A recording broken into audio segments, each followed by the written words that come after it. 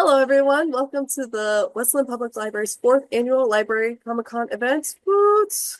Going on from October 19th to the 24th. And the library takeover event, which has become an annual tradition and will continue to slay, is happening on 10/24. My name is Sarah Chesney. I'm an adult services librarian here at the Westland Public Library, and I want to introduce my friends here. Go ahead, Amy. Hi, I'm Amy. I'm working youth services, mostly with middle school.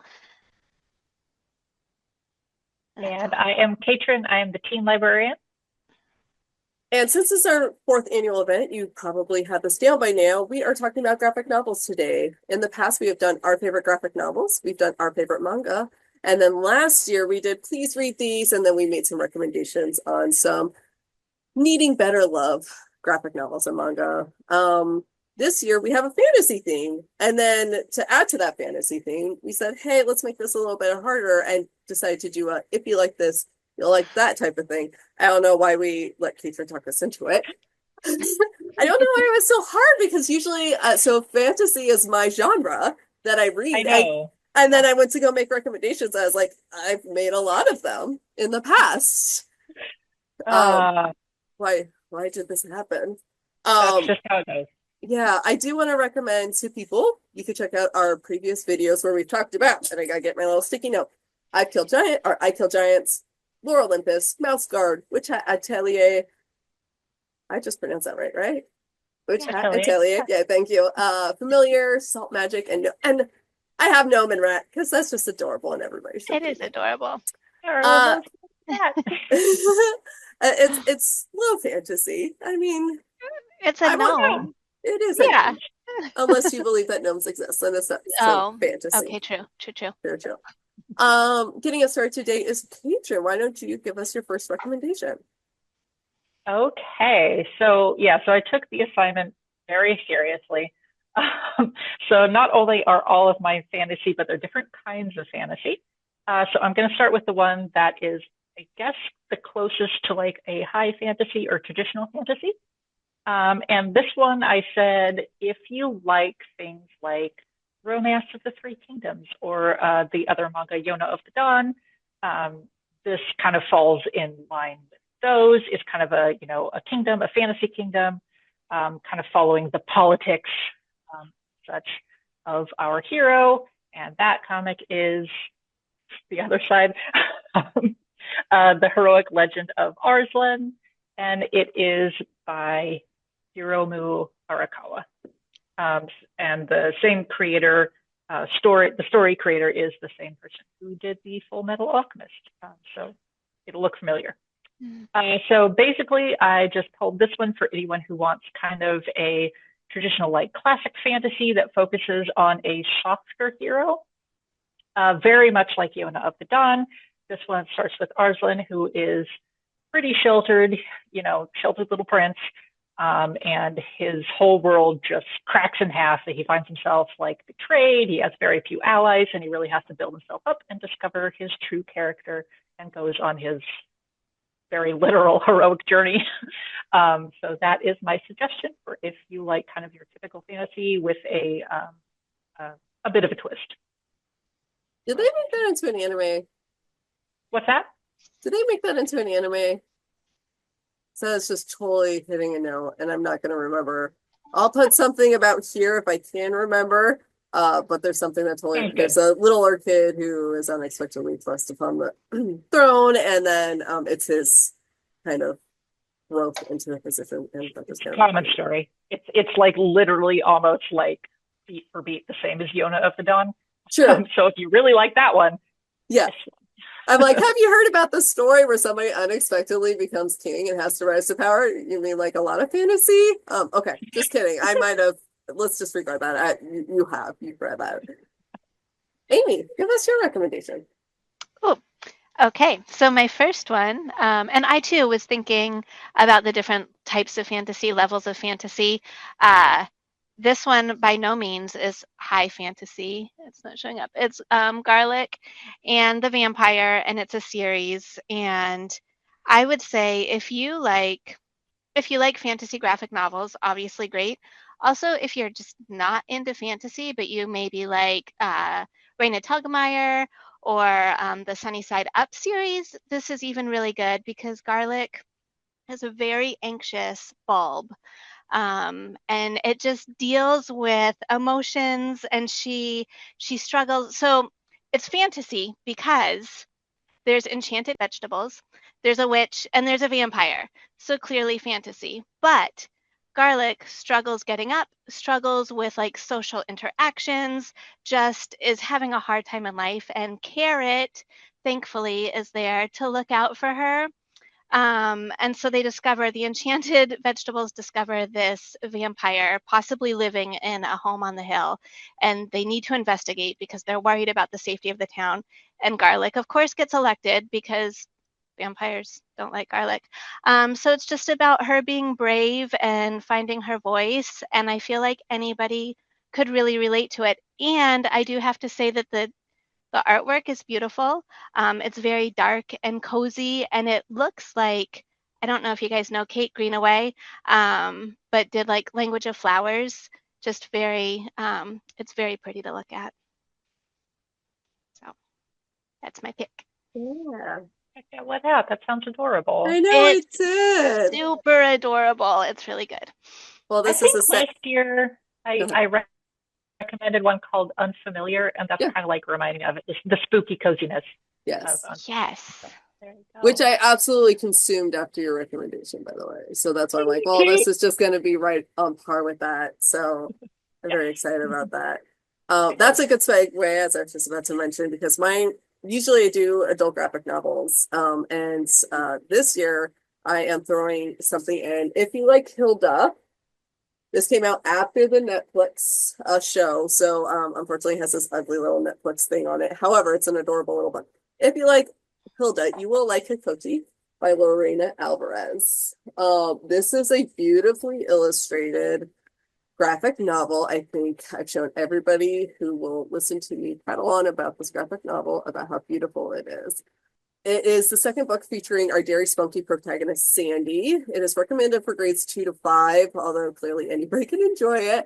But I think the subject matter is more understood by young teens. Speaking of Reina Telgemeier, this has been marketed as a Reina Telgemeier meets Miyazaki with a Latin American twist. And I'm like, yeah, that's a great. So it is specific. It was, and I'm like, but it matches, and I'm like, I'm all about it. In the story, we have Sandy who discovers an empty turtle shell while on a concept trip to a wetlands. Is, as you might imagine, talking about fantasy and Hilda, this is no ordinary shell. And she is soon brought face to face with the turtle Hictoea, the collector and curator of Museum of Natural World. Each item in this museum represents a question and someone that someone asks, and the results is the window into their journey to find an answer. However, the picture of the wetlands has become unexpectedly blank, and it is up to Sandy to figure it out why. Much like Hilda, Sandy is brave and persistent and not afraid of magical wonders that inhabit, oh my gosh, her world. In Hictoea and Nightlight, Sandy tends to visit magical dimensions, like in her sleep or going into the turtle cell, which also tends to bleed a little into her own world, where Hilda is clearly just living in the supernatural world of Scandinavia life. As I said, again, beautifully illustrated, and I will have a close-up of the interior pages, which are absolutely, oh, you won't be able to see it. You'll have to, again, you two will have to watch the recording just so you can see these beautiful interior pages. But one thing I love about this comic is it tends to disregard the limitations of a square panel.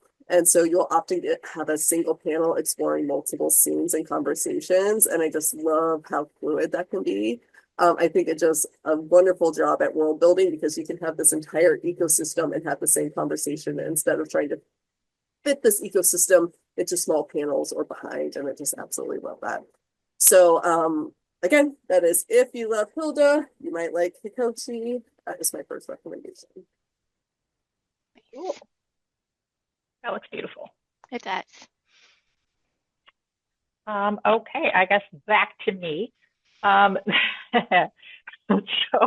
I'm moving on to a next one that's going to be very difficult to give a like solid synopsis of, But this one is for if you like Final Fantasy or Kingdom Hearts or anything else that is a little bit self-congratulatory and self-referential. If you just love that sort of like dimensional hopping cast of characters with like a fantasy twist, this might be for you. And I'm talking about Tsubasa Reservoir. And I'm bringing this up because it was insanely popular when I was younger. But I feel like a lot of younger kids are sleeping on it a little bit now. I'm not seeing it fly off the shelves as much as I thought it would. So at this point, it is a classic, but just know that back in the day, people went feral for this one.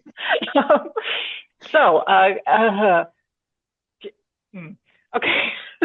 So this is by Clamp, and as we know, Clamp likes to reuse characters, and this is kind of a little bit of a magnum opus of that. Pretty much everyone they ever created is in this book. This is volumes 1 through 3.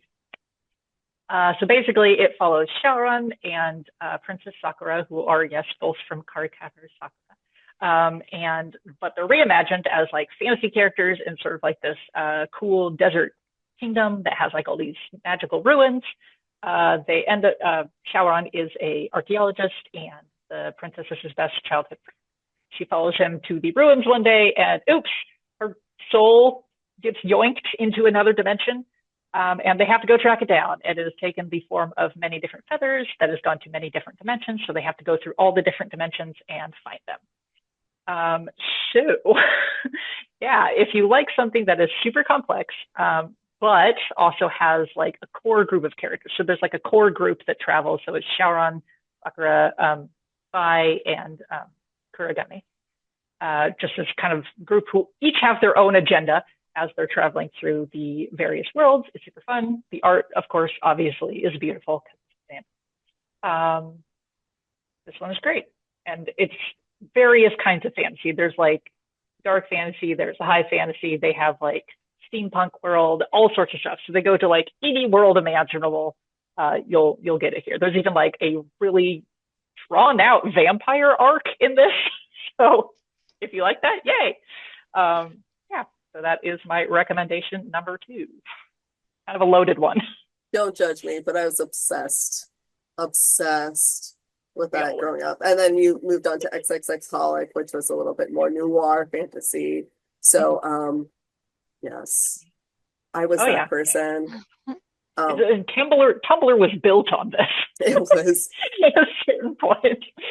Oh my gosh. But I do think it does hold some value for new readers as well. I think that like, there's a lot of kind of like old fashioned tropes in this that, you take with a grain of salt. Like it takes a strange amount of time for the Princess Sakura to like wake up after her soul is taken, but it does make sense in this story because she has no soul. As she gets pieces back, she becomes more and more of a character. And by the end, she's very heroic. So don't worry, it gets better. Girl power. But yeah, the main cast is a lot of dudes.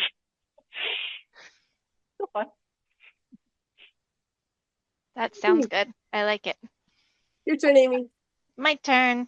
So I just have to say that when we were talking about Lib-Con and the convincing people that didn't read fantasy, that must have got stuck in my head, because this again is another book where if you don't like fantasy, it's Tiffany's Griffon by Magnolia, Porter Siddell, and Maddi Gonzalez. If you don't like fantasy, if fantasy's not your jam, this might be a really good book to start with. And I was talking with Caitrin earlier because I was like, I think this is meta. And so I told her, and she was like, no. And then Sara, you had been talking about, Isekai.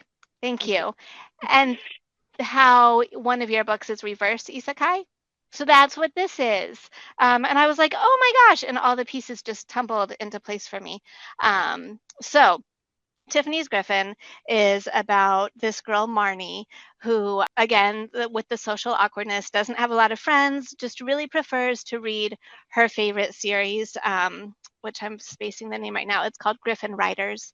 And that's just her thing, and she loves it. And she is doing community service. She doesn't want to take PE. So the only way to get out of taking PE is to do community service. So she's doing it with this other girl, Tiffany, who's a cheerleader. And Marnie has not had good experiences with this type of person in middle school. So Marnie right away has her walls up and has all of these thoughts about Tiffany. And something happens. Marnie ends up like falling down on the ground. Tiffany runs to go get water.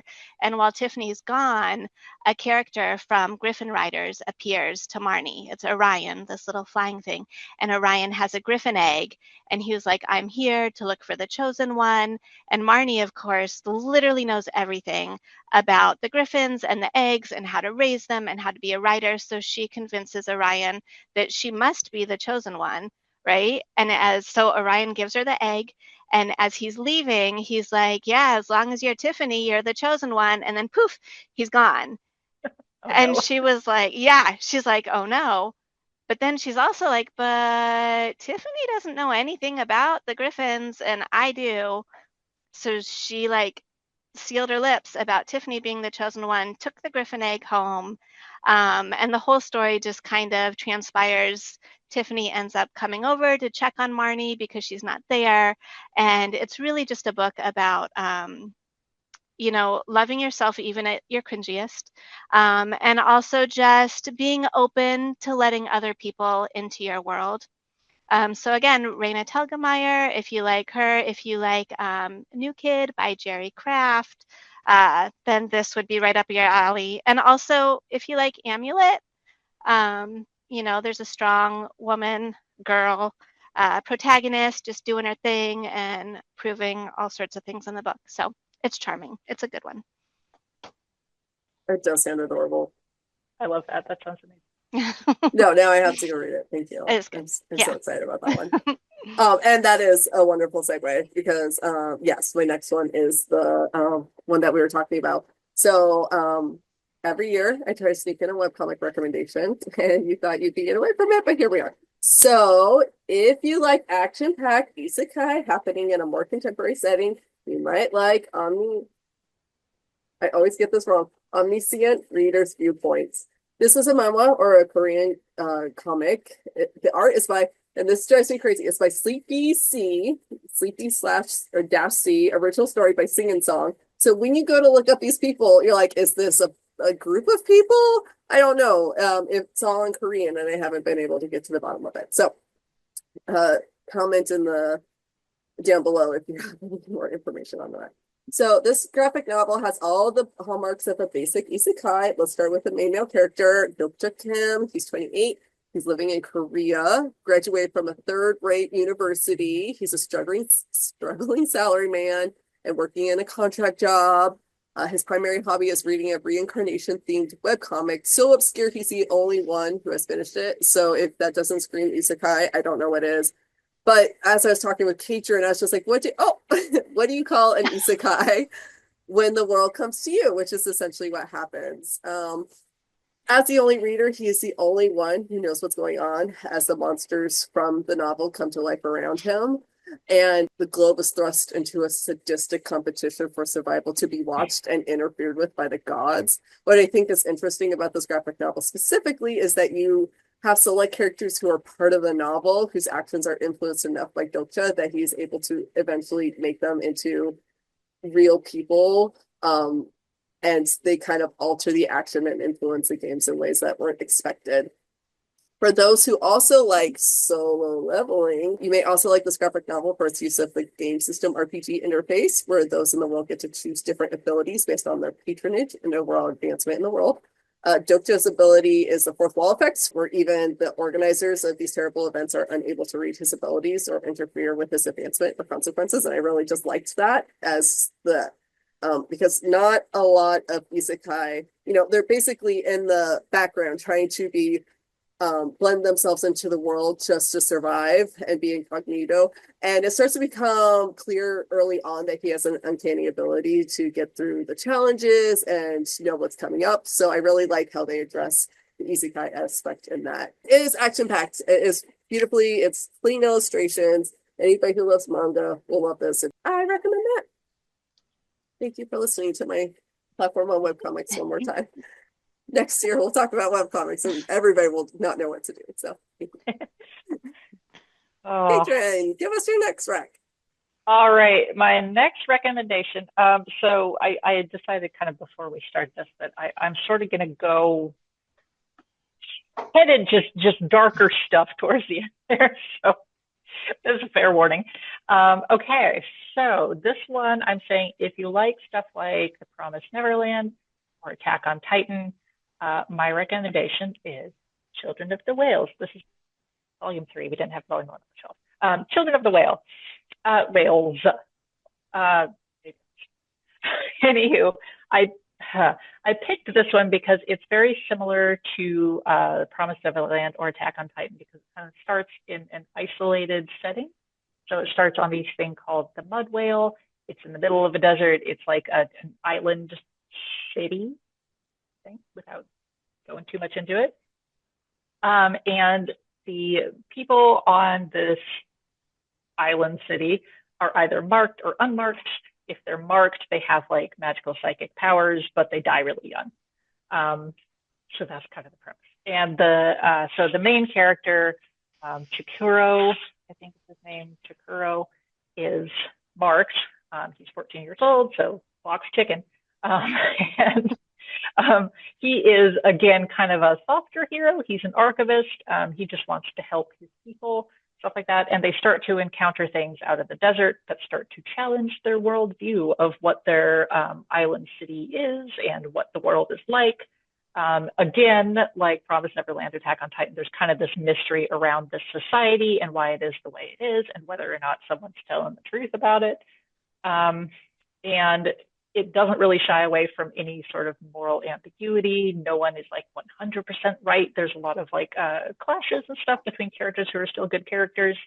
So I am recommending this for anyone who wants a really like nuanced, sort of, I'm going to call it dystopian fantasy. Lots of obviously fantasy elements with like magic and stuff, but it's definitely kind of more dystopian world here where kind of people are using cobbled together stuff.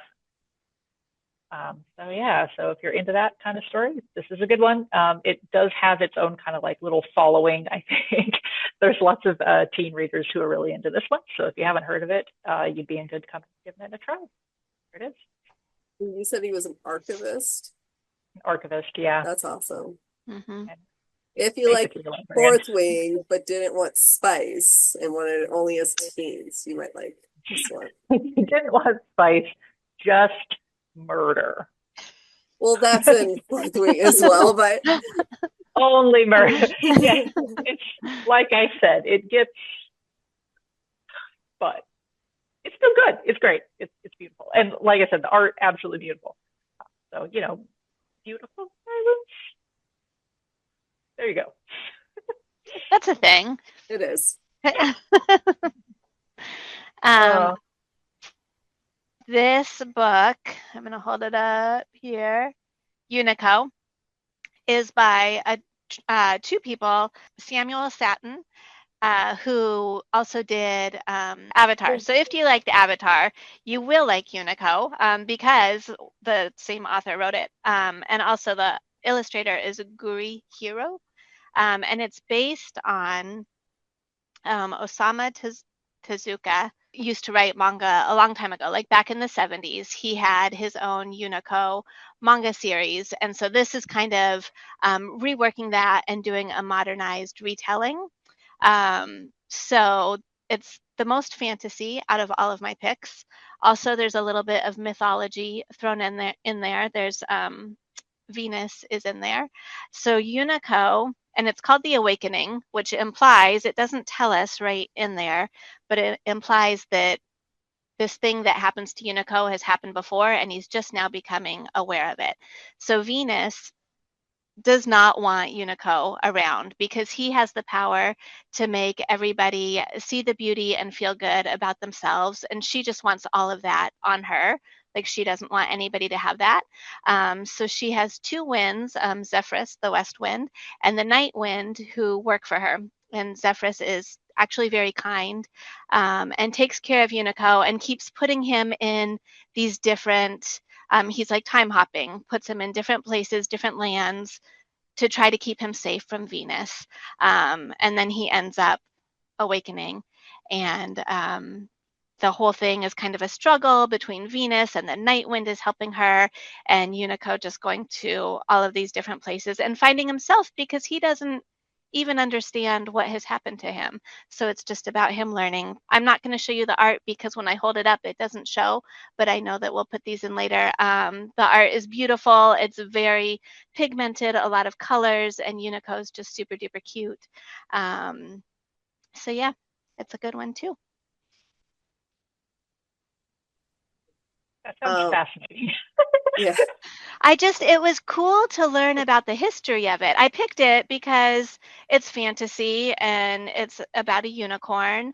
But then when I was reading about Tezuka and just how much of a force he is in the manga world, I was like, this is really cool. And I kind of started to do a deep dive that I need to go a little bit deeper on. But I think just bringing an old manga back and updating it is just a really cool premise. So, and he's the creator of Astro Boy, yes? Astro Boy, Mhm. yes. And did I say Blackjack? The art looks similar. Okay, that would make sense. Yeah. Nice. Mm-hmm. So Yeah. cool. We're like, yay! We're going retro, right? Okay. Yeah.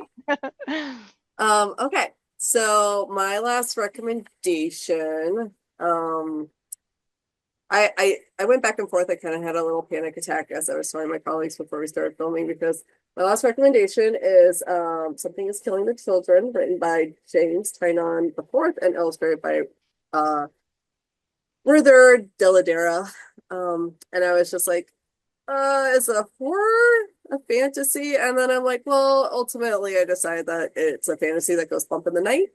And I chose it because I absolutely love talking about this graphic novel, despite the fact that I tend to avoid horror as a genre in general. So when I make the recommendation, that means I really love it.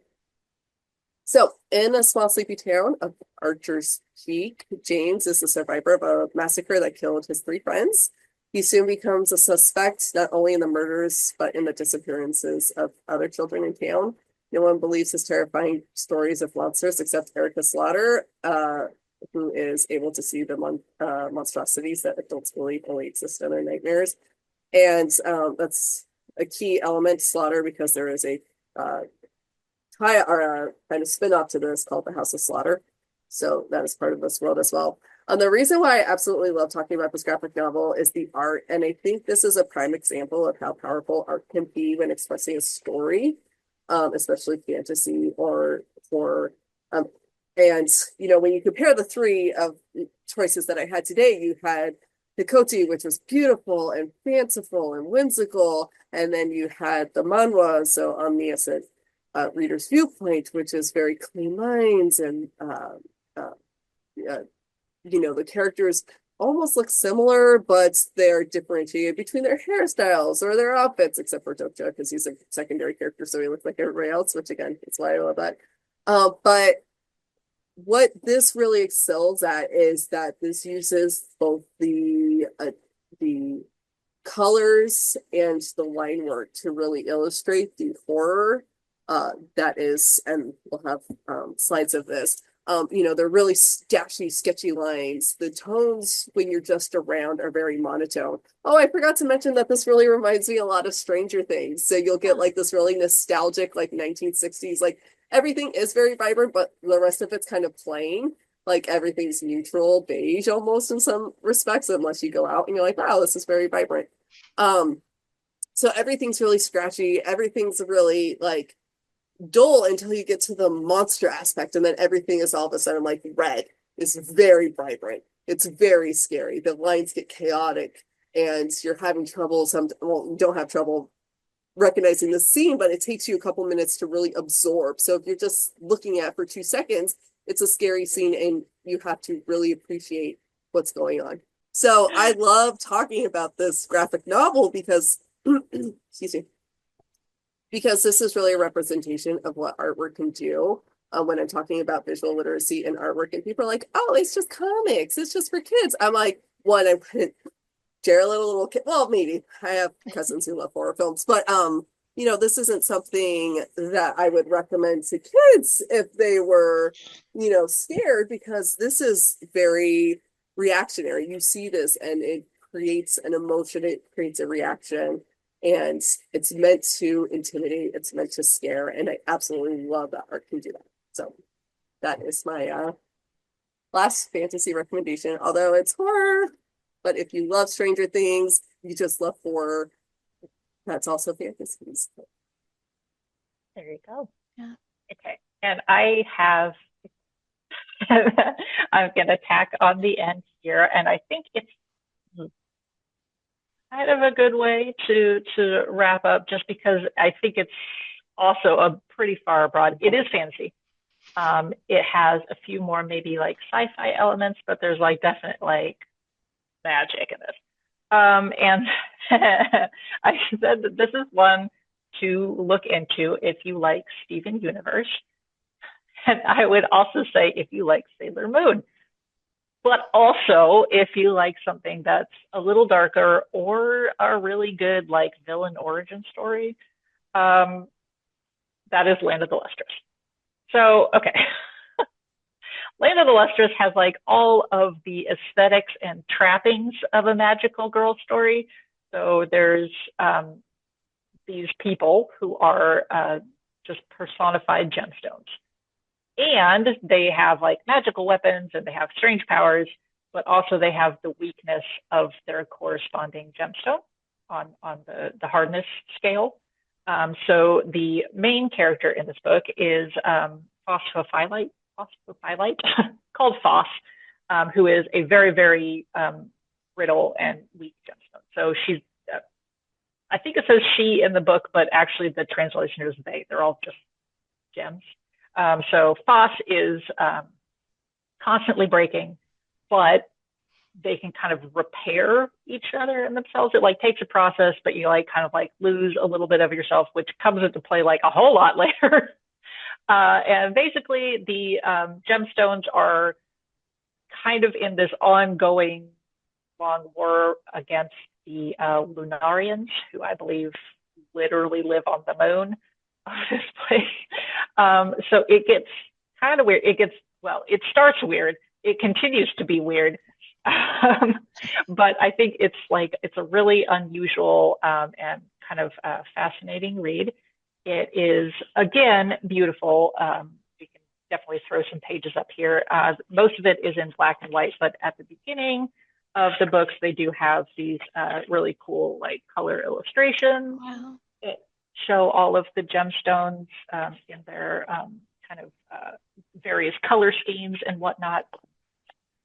And so, yeah, I would say that one is a good one for anyone who likes the aesthetics of the pretty, but also wants to inject a bit of the darker, a lot of the darker as it goes on.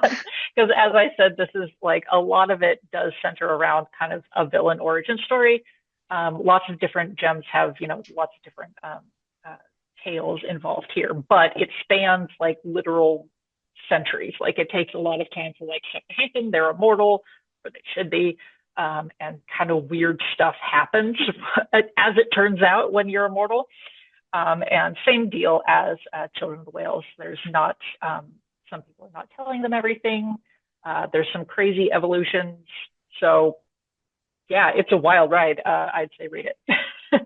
It's fantasy at its most absurd, I would call that. That is my last recommendation. Well, when you were like, you're like, oh, this gets really dark. And then I'm listening to you and I'm like, how? And then you're like, villain origin story. I'm like, oh, that could be villain fun. Origin story. So it's kind of hard to summarize it without giving away a whole lot of it. But yeah, so as gems break, they can repair themselves, and they'll have different like kind of traits or become like maybe a little bit more monstrous. Weird stuff happens when you try to fix yourself. So leave it at that. So yes, it's That sounds like so I said, interesting. I was gonna say it's super interesting. mine was like, that sounds fun. I'm like, I don't think that's the appropriate word for that. It is But fun. It's super fun. But also you're like, wow, that's yikes. So yeah, it's in the teen section. It's still for teens. It's not. I wouldn't call it like gory or anything like that. It's just a little bit disturbing sometimes, but you can handle it. You can handle it. Right. But yeah, I think just kind of like the premise and the aesthetics of it would definitely appeal to someone who's sort of like the gem tone style of Steven Universe, and obviously very, different gems being different characters, but also just sort of like that um, science fantasy, I would call it, like, sort of like this sci-fi world, but with just really intense fantasy elements to it. So yeah, give it a read. that was a wild ride of reads, everyone. Yeah, That was yeah, really all over the place. I very loved diverse. it. We did great. Well, you're like Steven Universe and Sailor Moon. I was like, oh, because even Sailor Moon got pretty dark every once in a while. I'm like, oh, okay. So Yeah. I feel like this is very much if Sailor Moon didn't resolve in the way it resolved. Like Sailor Moon at its lowest, and then it just ends, kind of. I don't know. It's great. I hope I have like fascinated you enough to read this. Because I'm gonna read that one. well, all of yours are like the teens will be fine, right? Right?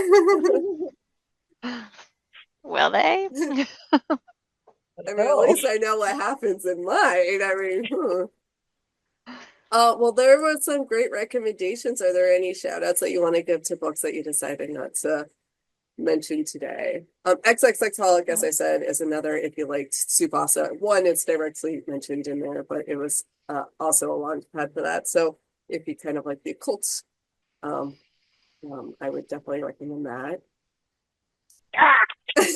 Oh, Caitrin is in our hollow room, which is where story times are held. And it has a light sensor, so if you don't move, it turns off. I was too eerily still. I was going to say, and this is kind of funny because I'm doing a mini shout out to, I think, one that I haven't technically featured before, but I might have mentioned before, and it is one that I said, like, if you liked it. For the Heroic Legend of Arslan, I did mention Yona of the Dawn. So if you haven't read Yona of the Dawn, it's kind of quickly becoming like a mainstay. They're on to like 42 volumes at this point. It is an epic. So I would kind of put forth that one as well. If anything I said about Legend of the Heroic Legend of Arslan kind of struck a chord, I would say definitely read Yona of the Dawn. It's again kind of like very much girl power book. I just mentioned this last year because I feel like my list last year was all about girls. It was, but we were here for that. And like always lesbians, I guess. but Yoda's not a space lesbian, but she is a badass. So yes, I would put another plug for that one because it is like a really interesting story and it has a very, very, very interesting villain. So if you like villains, go for it. You will be confused. Sold. Yep. Well, I hope you have the opportunity to join us this Thursday for our Library Comic-Con Takeover event because Caitrin and I are going to be trying to convince our lovely librarian, E-Services librarian, Heidi, who isn't a huge fantasy fan, about all the wonderful fantasy novels that she might be interested in. So you can come and join us. You can make your own recommendations. We look forward to hearing from you. And they don't have to be novels, although it will be largely novel-based because that's where I get to shine. It's just so strange. Like, I'm like, I read so much and yet all my stuff is more contemporary. I'm like, that's very interesting. So, yes, thank you for that little side tangent. So I hope you have the ability to join us. If not, I hope you have enjoyed these videos. You can find a link to the previous videos in the description down below. And we look forward to seeing you next year. Yay! Yay! Have a wonderful afternoon. It's the best sign off. I know. We're doing this again.